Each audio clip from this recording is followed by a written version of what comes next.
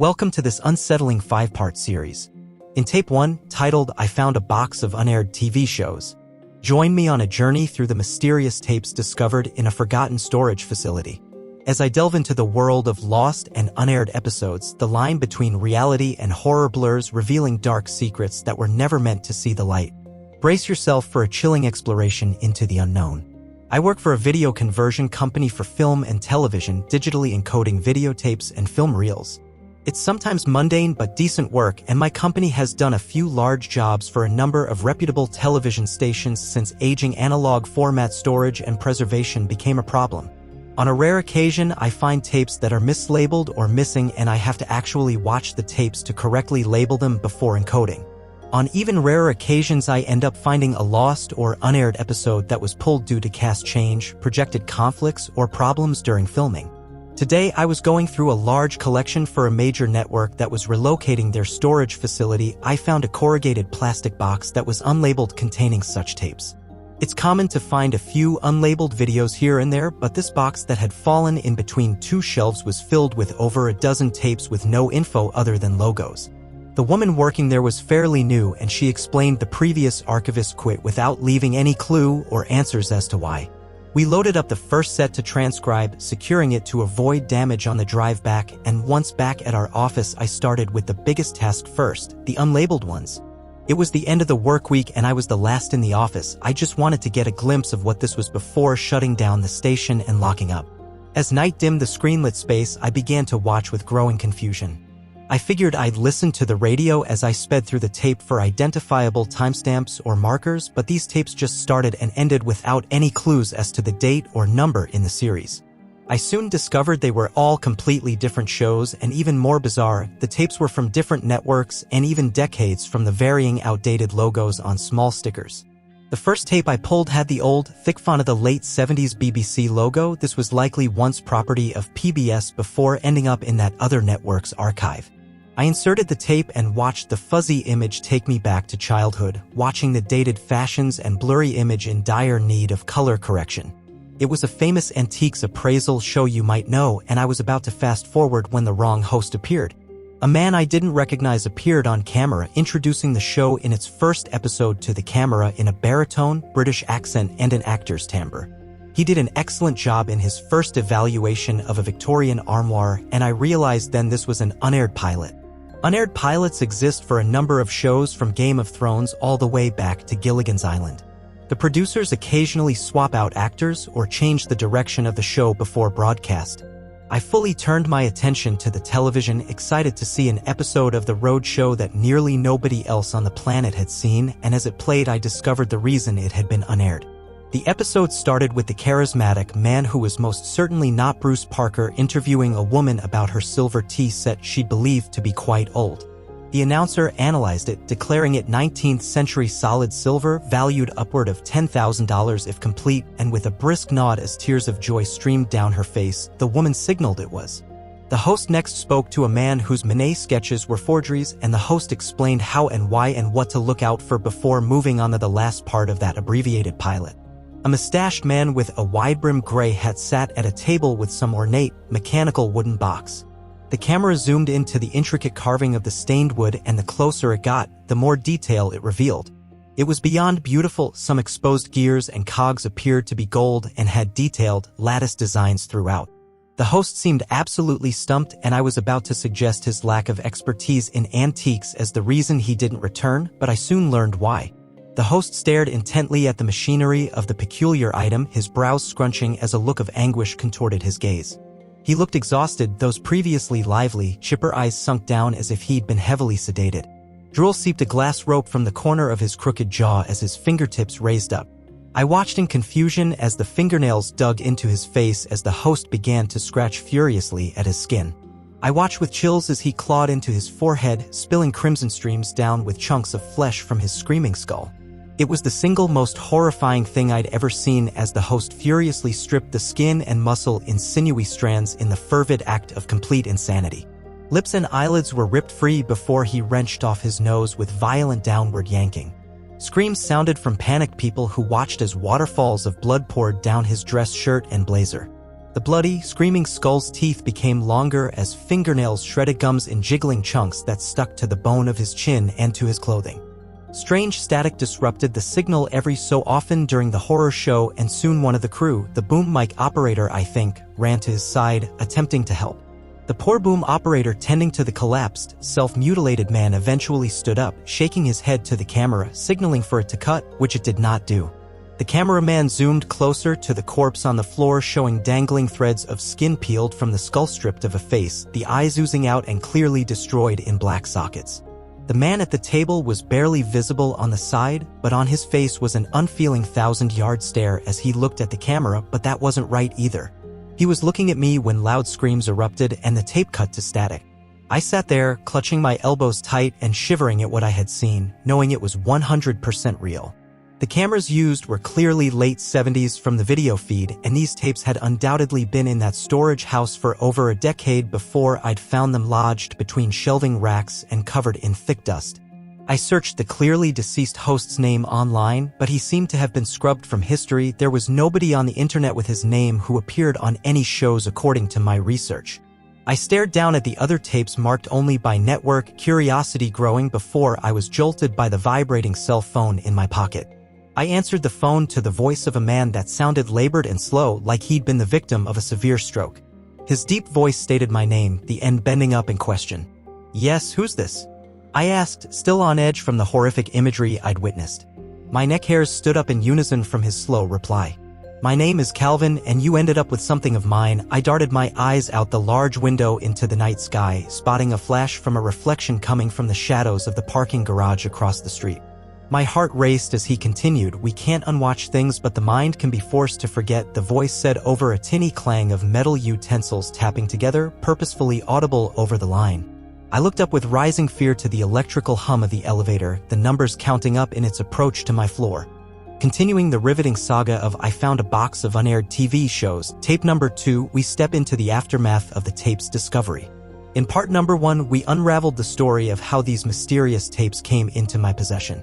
Now, in part number 2, the narrative intensifies as we explore the haunting events that followed. Prepare for a deeper plunge into the unknown. Enjoy the unfolding mysteries. I was in my office alone after watching the disturbing images on that first tape. The elevator approached after I'd received a text informing me I shouldn't have watched it, and I panicked, sweat accumulating on my eyebrows as I realized the elevator was approaching my floor. The threatening words slurred out by this Calvin individual resonated with the clinking of metal as he implied he'd force my mind to forget what I'd watched. I couldn't help but think of my time in film school downtown, viewing the classic Brazil on 35mm and the metal tools used to scramble the protagonist's brain. I ejected the viewed cassette, placing it back in the white box of tapes before zipping my winter coat on and carrying the bargaining chips of unaired tapes to the restroom in the back of the office. I raced into the dim, tile lavatory, slamming the chicken wire window up and tossing the plastic box down 14 feet to the adjacent roof below. I'd occasionally stared out of that window, loitering in the restroom while a film reel spun down during digitization, fantasizing about escaping work. After a few short breaths, I climbed out of the window, hanging to the cement sill and dangling my legs in the wind below before dropping down with a bone-shocking landing. I crossed the lower blacktop roof to the offices I glanced into on a few occasions when washing my hands and tried the window, finding it unlocked in what I can only describe as a holiday miracle. I walked hastily through the office of what appeared to be a telemarketer's office based on the scripts for calls on the desks near computers from the 90s. I made a mental note to come back and take my name of the goddamn list myself if I made it back safely. I proceeded out the office front doors to the hall and then into and down the repeating steps of the concrete stairwell. I dialed Mark, our receptionist, and told him someone was after some of the tapes we'd acquired. Mark informed me he'd already logged them, and it became a bit more clear how this man had found out about their discovery. Anyone looking for the digital entry of over a dozen consecutive unlabeled tapes might be watching for that info, and paranoia flooded my brain. Mark informed me he had directed a call my way, and I began to pace in the stairwell deliberating what to do. They knew my name and number, they must know where I live. Finally, I made my way fully down the cement stairwell to street level, held my breath, and exited the metal door to the streets. The holidays were a continued blessing as random shoppers flooded the streets with last-minute, gift-wrapped boxes in the arms of straggling pedestrians. The white, corrugated plastic box of tapes blended in nicely and even helped after I'd popped in a souvenir shop to get a ribbon and bow around it. I only looked back a few times, but I saw some shady guys in dark bubble coats hovering by my office building's entrance and quickly turned away to kept walking to the next corner where I turned and then turned once more, reaching a bus stop. After a short bus ride downtown, I arrived at my old college campus I won't divulge the name of. The security guard was easy to talk my way past with my old school ID that was tucked in the back of my wallet, but the door to the video editing room was of course locked. I knocked and was about to leave when a chubby student who'd clearly been napping at an editing station let me in with no questions asked. I headed straight to the back wall to the gem I was hoping to still be there, the Avid Media Composer 1000, which is able to transcode VHS to digital. An internal cheer erupted as I saw that clunky station I'd spent more than a few afternoons on, and I began converting the tapes one by one, ignoring the calls from unknown numbers, clearly Calvin. A few hours passed as I swapped tapes out one after another, transcoding like I was back at work when I should have been en route to my family. I called them and apologized as there was no way I could endanger them. I transferred the files to a thumb drive while encoding the cassettes, texting a friend I'll call, or in the gaps. I'll cut the tap dancing and tell you he's a dealer, leave it at that. I told him I was being chased and I wanted to meet, saying same old spot 2 hours, bring a USB to micro USB when he asked where to be extra cautious. When he picked me up in a Suburban, he looked at me like I was crazy, which I truly felt. I gave him the rundown of events as he passed me the USB converter and an eighth of Kush, which I passed back along to him with 2 folded 20s. He tried to convince me that it might calm me down, but I thanked him for his time, shaking my head, and he handed me a phone. This is a prepaid, save your numbers on and use this if you aren't just geek in, out, he said, wiping his nose with a smile. I thanked him and headed back to the building, trying to make sure I wasn't being followed. Free from immediate threat, I decided to find more about the curious box of sought-after tapes, and I loaded the one noting the late 80s monochromatic Spotlight Fox logo onto the Avid. I sat down, popped in my earbuds, and played the next cassette. I immediately recognized the documentary-style show about cops following a patrol officer behind the wheel of a Crown Vic Interceptor, even without the credits or iconic reggae theme song that would have normally been added later. The young, clean-cut officer was patrolling before getting a call and responding to a domestic dispute involving a couple on their property. He approached the older couple yelling on their lawn and was able to calm them, the argument clearly about funds which they were in dire need of. The officer ended up giving them a stern talking to with just a warning. The officer then returned to his vehicle and described the beat, giving an overview about the types of calls he typically has to respond to, and I found myself with a newfound appreciation for law enforcement as his radio chirped from receiving another call. A frantic voice listed an address in between static from signal loss, creating a sense of knowing dread as I watched. The cop arrived to a set of police cars parked haphazardly in a driveway, the officers inside the ranch-style home already. The officer approached the home with the cameraman hovering over his shoulder as he knocked on the door, which swung open into a dark interior. When the aperture adjusted to the dim lighting, the officer we'd been following whimpered, "WH what? My God!" reflecting my own shock at the scene. In between flickering static interference, the image displayed a crimson shape about 7 feet tall, perhaps of clear red plastic or ruby glass, like a webbed, abstract sculpture, hard to see clearly like it was blurry. A pinkish red mist hazed around the deep crimson shape, extending from all directions in thousands of spikes like wine-berry thorns. 3 officers with drawn pistols stood frozen still surrounding the humanoid form, which had shredded bits of what looked like bits of cloth dangling from dozens from tiny branches of the shape. The more I stared at the strange figure as the cameraman stepped around to film it from different angles, the more I understood the impossibility what I was looking at. I was sure once I saw the metallic badge and shirt buttons detached from it, paused in rapid outward movement. It was the form of an exploding police officer, frozen in time with clumps of flesh, bone, and organs nestled throughout the translucent splatter that hovered in eerie silence. The other officers seemed frozen as well. It was as if the team recording the episode stumbled upon a macabre, life-sized diorama. I had to rewind when I caught a glimpse of gold, and sure enough there was a peculiar object on the coffee table near the rupturing figure's form. It appeared to be a small, wooden clock of sorts, ornately carved wood and latticed gold parts weaving together, similar in style to the box from the other video. It was only in view for half of a second before the camera panned back up and filmed the officer trying to communicate with the frozen officers. When his hand reached out and touched one mustached cop on the shoulder, the scene unpaused, bursting a violent red explosion outward that tore skin from meat and meat from bone in gore-strewn chunks with a torrent of blood spray. The camera and operator spun wildly with the sound of cracking bones and plastic over a horrific, loud popping sound as they exploded into droplets of gore by the powerful blast. Static flooded the screen and played in a snowy haze for a few minutes as I processed what I just viewed in a blend of horror and awe. My heart leaped into palpitations when a hand tapped my shoulder and I yelped, spinning backwards. It was the chubby editor, pointing to the clock to signal the editing room was closing, and I packed up my things into the white plastic storage box. I began to wonder if these tapes were gathered in the process of hiding the existence of those objects or for locating them. All I knew is what I'd seen on them made me question what I knew about the world. I could only begin to imagine how priceless these items could possibly be, let alone the ramifications of their existence. I was completely exhausted and exited the editing lab before searching maps to find a cheap hotel to spend the night. I'd stopped at a few ATM machines on my way to take out the max of $200 from each just to be safe, tucking folded squares of cash into my wallet, inside coat pocket and sock. I'd watched enough movies to be paranoid about my card usage, figuring better safe than sorry before heading to a nearby cheap hotel and paying the older gentleman at the check-in desk with cash. I made my way down the stained, carpeted hall to a shoebox of a room, locking the door and finishing saving my contacts on the new phone my old guy gave me. I looked out the window to the brick wall of the neighboring building, sending a text to my family to apologize once more and to let them know I was safe and I'd be back soon.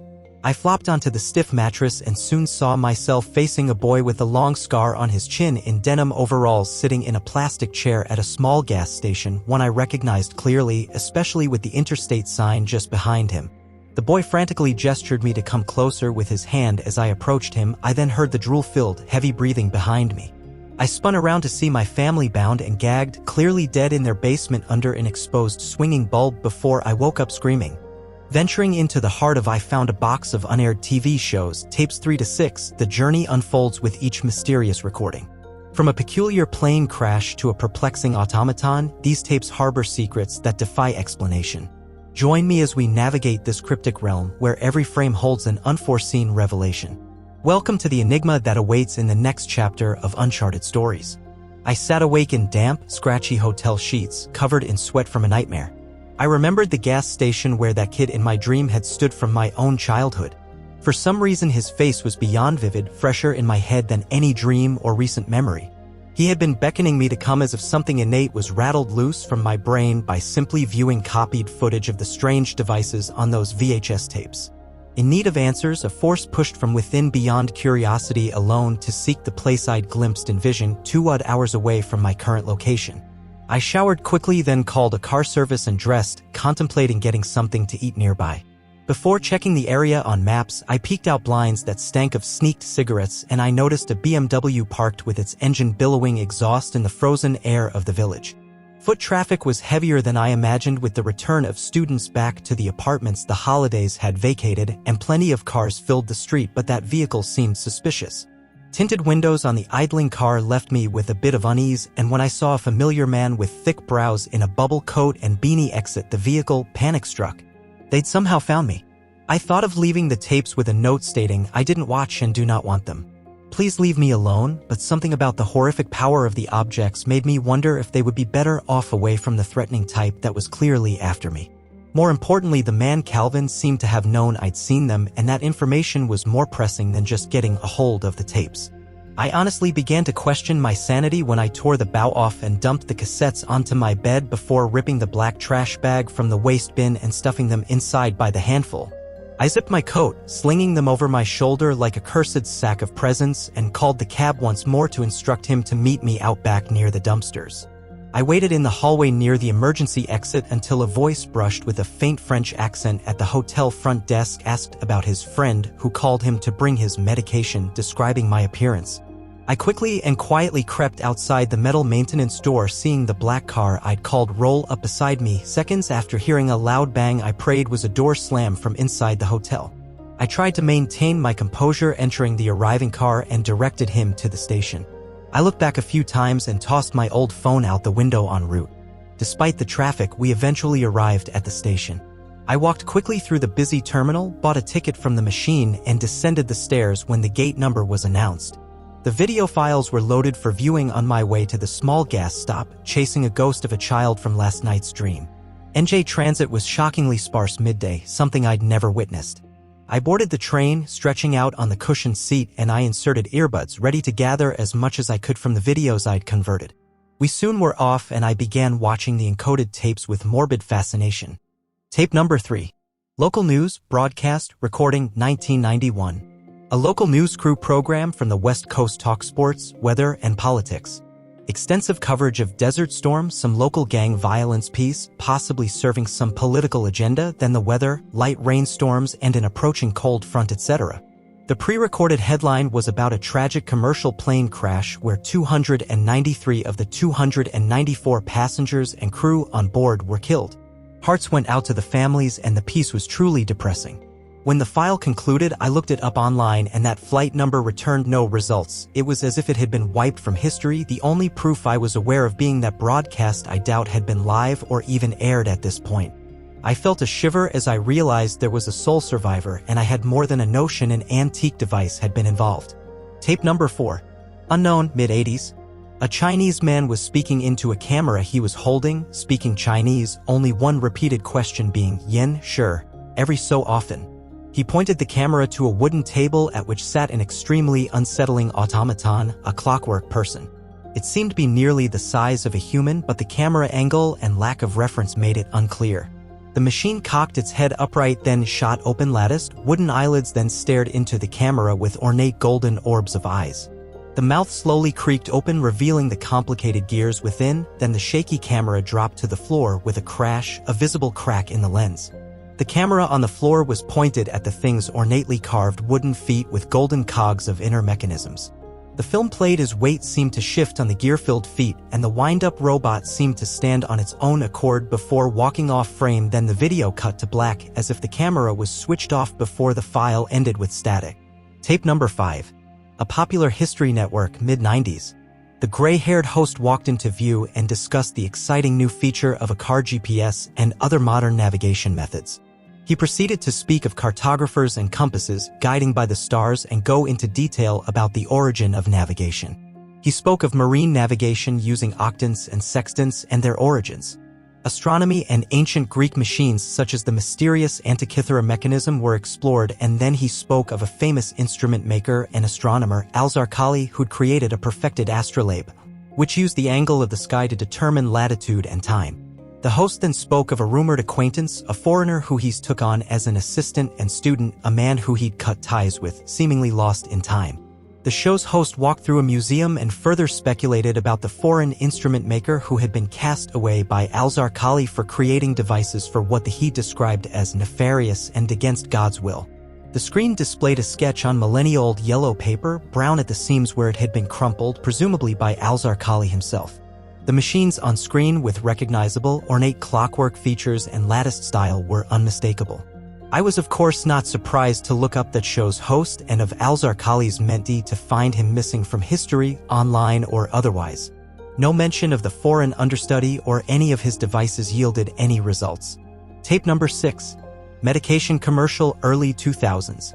A couple were talking about asthma-related symptoms and a popular medication with an overly excited adoration. The couple spoke in their home in depth, then a second set of shots showed them hiking on a mountain trail, whitened fake smiles plastered to their faces as a narrator would normally read an unending list of possible side effects. I sat up in my seat, staring at the small screen, trying to make out the sun's reflection in the leaves that was shining on the forest floor the woman had stepped over. The fair-skinned woman started shaking as if having a violent seizure mid-take. She was twitching but completely upright, and the male actor came to her aid before the scene transformed into an abstract, hellish nightmare. The forest floor, strewn with fall leaves, bubbled inward as if completely distorted by some massive, pushing force that bent the ground under her feet her downward. Leaves disintegrated into clouds of fine sand that twirled around the bending space in a circular manner around the quivering actress. The man slowly skidded backward, his skin bending, stretching, and then flattening onto the unseen inside wall of a sphere that was simply not there. Blood flowed from the suffering man's pancaked skin, which ripped over poking bones that began cracking, fluids swirling around the convulsing woman in the air around her as he was reduced in seconds to a crimson smear like a planetary belt of mincing gore. The woman opened her mouth in a horrible, wide scream before the exploding yell from the camera operator distorted the audio into a horrible squeal and then cut to static. I was jolted away from the screen and into my frantic world as my station stop was loudly announced over the speaker and the train slowed to a halt upon my arrival. This is part 4 of I Found a Box of Unaired TV Shows, Shadows of the Past. Brace yourself for the unfolding saga as the pursuit intensifies, secrets emerge, and an arcane device becomes the focal point of a desperate struggle. Welcome to the next chapter of chilling revelations and relentless pursuit. The screams replayed in my mind as I exited the train into the freezing December air. The white sky cast dreary shadows on a few bundled stragglers that mulled around near the station. A dozen or so people who appeared to be homeless walked with sullen eyes down the corridor to the platforms to and from the station's exit. I passed on a few dollar bills to begging hands as I walked briskly to the queue of a single taxi. The drive was short and soon I saw it, the gas station from my dream on a quiet street with vacant buildings with boards on the doors and windows. A few people drove or walked by, but only one man stood out to me. He stared out at me from window from inside near the counter, tilting his head up as if to signal recognition. He was a tall man in perhaps his 50s, thick eyeglasses and a broom mustache of white on his dark face peeking from a herringbone topcoat and thick gloves. I approached and recognized the wide scar on his chin from the child in my dream, beckoning me to find him at that parking lot. This man had somehow known about that gas station I'd recognized from my days of daycare as a child. More impossible, he had somehow conveyed the message over 70 miles and to my subconsciousness. I approached the man who came out and shook my freezing hand, asking coffee, as his gloved finger pointed to a small diner nearby. The burnt, stale coffee at least warmed my hands as I sat in the booth with the stranger who stared at my plastic bag of videotapes. He shot a glance at it before introducing himself in a hushed tone. "My name is David. Since you are here talking to me, I imagine you've been in contact with certain objects that shouldn't exist." I lifted the bag slightly and explained the entire story, realizing I was trusting a total stranger with my life, but I had to speak to someone before I went completely insane. I realized my eyes were tearing up in the relief I felt letting this paranoid, fight or flight nightmare finally out to someone. I regained my composure and explained the tapes, the images I'd seen, and the pursuer on my heels at every turn. He nodded compassionately and began to speak. "My father worked at a pawn shop in Newark in the 60s, he explained. My mother and him barely had 2 nickels to rub together, and business had been stagnant aside from a few stolen watches or pawned wedding rings. I was just a kid watching the counter for my old man while he was in the restroom when a nervous man came in with a leather case containing something clearly stolen. I opened the satchel and saw the device with craftsmanship unlike anything we'd ever had in the shop. I was about to touch it when my pops got out and yelled at me to step aside as he examined the machine. He continued in a quavering voice, "I'm the only one that made it out of there alive. I saw what it did to their bodies, that machine that should not exist." David told of a French inventor named Ambroise Vauquelin who had become obsessed with life and death, trying endless experiments to transfer consciousness to machinery, more specifically the soul. He approached a famous instrument maker, Al-Zarqali, around 1070 AD as an understudy before learning to metalsmith and craft intricate, unique devices. While being mentored, he was cast out when exposed for performing horrific acts on stolen newborns and orphans in search of a purifying pain that would peel away earthly ties and moral binding. He sought through horrific suffering to strip layers away from the human mind down to expose the purified soul itself. Legend stated that in a process of somehow blending torture and alchemy, Ambrose had eventually crafted 7 machines, each more horrible and powerful than the last. Clockwork machines born of such maddening perversion that they seemed to break the laws of nature itself. He described the devices as much as he could, and between he'd gathered and what I'd seen, we came up with list of some of the nightmarish inventions some centuries ahead of their recorded invention. There was Vauquelin's music box, driving those who view its contents to self-mutilation and suicide. There was Vauquelin's clock, which seemed to manipulate time itself. Vauquelin's gyroscope, which seemed to create a sphere of revolving decimation. Vauquelin's compass, able to locate other artifacts, which we feared Calvin possessed. The automaton, seemingly sentient, and Vauquelin's egg causing a protective distortion for the operator while liquefying those in its vicinity. There was one more David was sure of, but neither of us had any knowledge of it. I tried to absorb it all, the bombshell of earthly nightmares that had been uncorked for me in that thinly attended diner. For the past 40 years, this Calvin individual has been scouring the trails to track down these devices and destroying all evidence of them in the process. I thought about the hundreds of lives he's paid to extinguish in order to tilt the playing field entirely in his favor. He has seemingly unending funds and he's dying.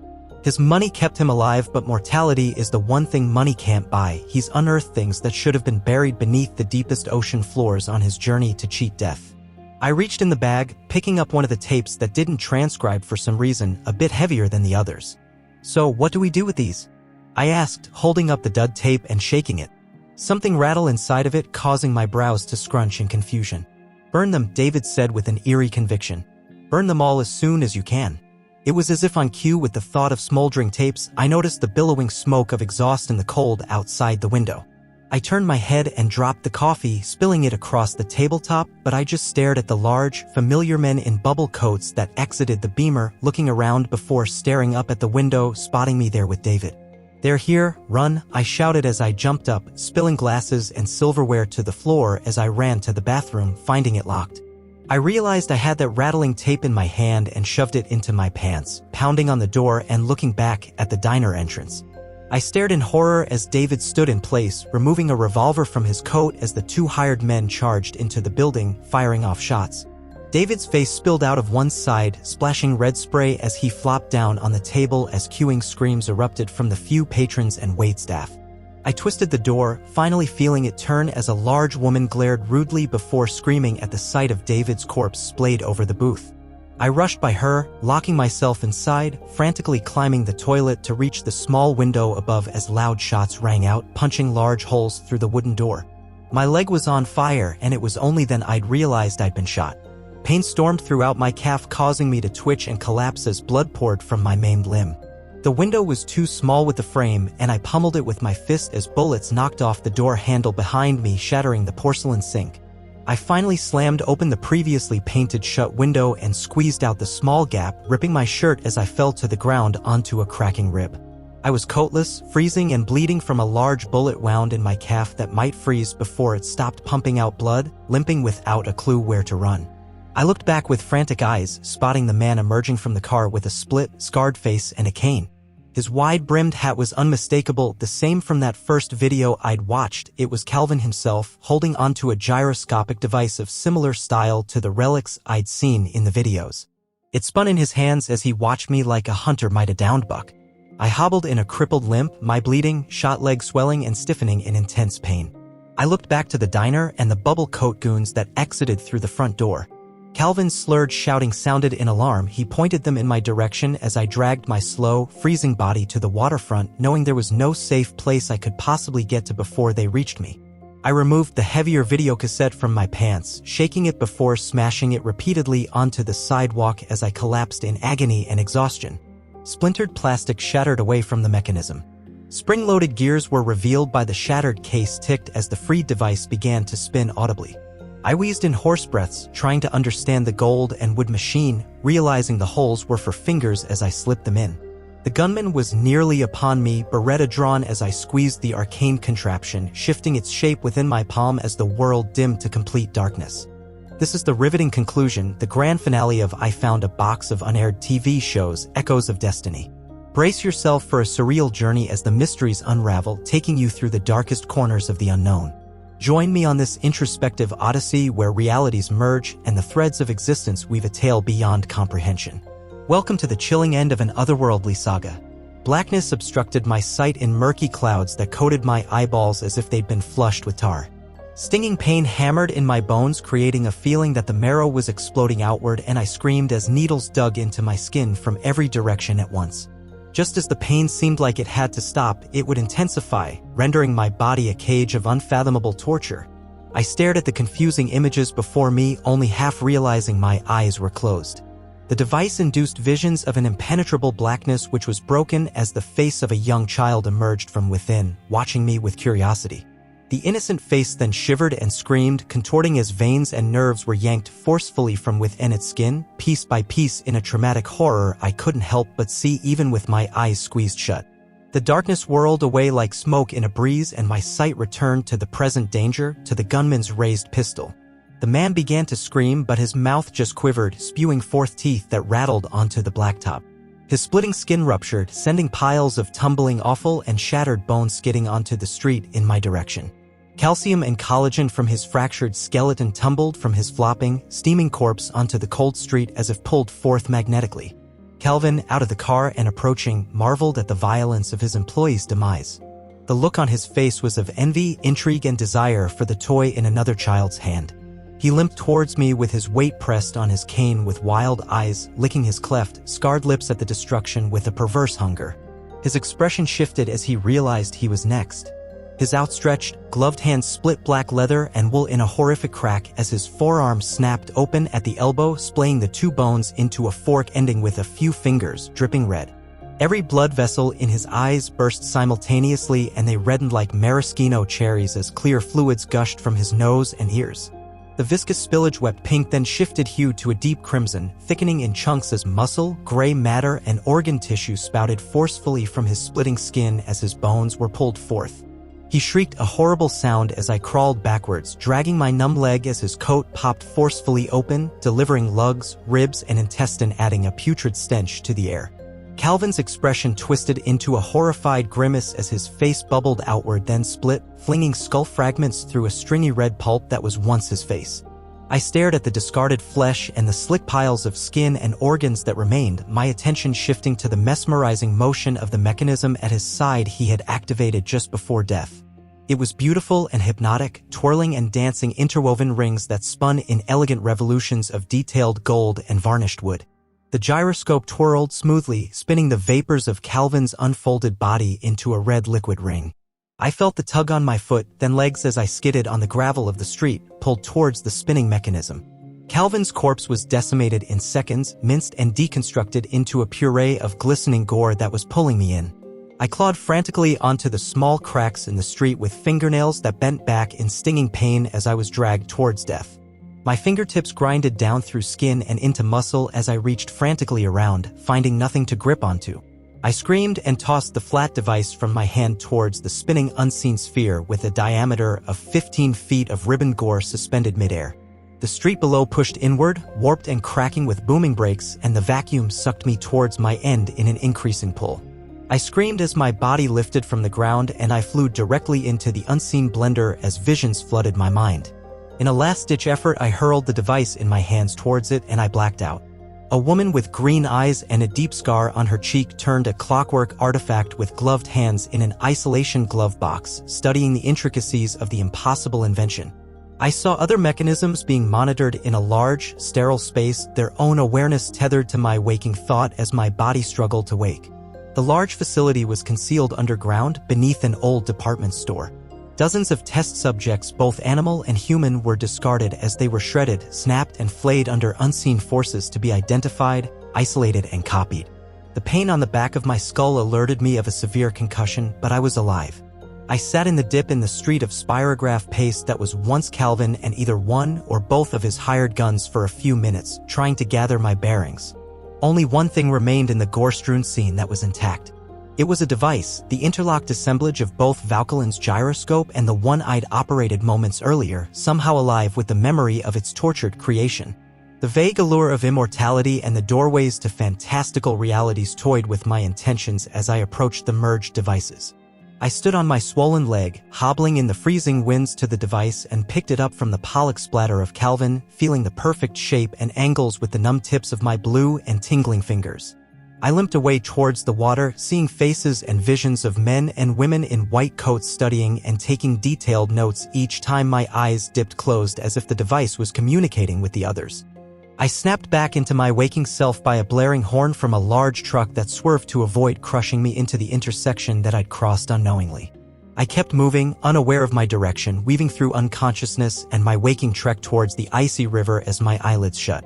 I felt the incorporeal link between the objects as my raw fingers caressed the impossible device in my frozen hands. A bearded man held a sign spelling change in the divider, staring at me as I approached the river, the light in his eyes directed towards the priceless device. I finally trudged the last few meters to the river and lifted the merged abomination of devices with shaky arms, tossing it into the freezing river with a dull splash. I woke up in a hospital room, bandaged and coughing the fluids of pneumonia, nearly launching a plastic tube out that was housed deep within my sinuses. My head stung first, then my ribs, then my bandaged hands, and I pressed the drip I found at my side with eagerness. I was alive, and my mind raced through the events that felt more fiction than fact. I called the nurse in and got my phone to speak with my family, sighing and tearing up after finding them well. My father had dad jokes for days as usual and mentioned he was a bit upset that I decided to spend my holidays with the lovely nurses of St. Francis instead of them. I laughed with a mania only one so close to death can ever laugh. My father explained he was coming in the next day to spend time with me as my leg and hands healed. The femur was nearly split by the bullet and I needed surgery to remove bone fragments before a long healing process and physical rehab began. I talked about upcoming New Year's resolutions and asked about the nephews and nieces, and he commented something about just giving the money for their gifts next time a mugger approaches me. I asked him what he meant and he told me to turn on the TV to the channel he was watching. There on the screen was that street I'd nearly died, the man being interviewed, clearly the other gunman in his black bubble coat and beanie, describing a mugging-turned-shooting he'd witnessed. There was no mention of deaths, nothing out of the ordinary in the cover-up that had been perfectly executed. The people in the diner interviewed were telling an alternate version of what they'd witnessed, and I almost believed myself insane until I saw the woman acting as a waitress interviewed. I watched her and shuddered, noticing the recognizable scar deep in her cheek under those shimmering, green eyes.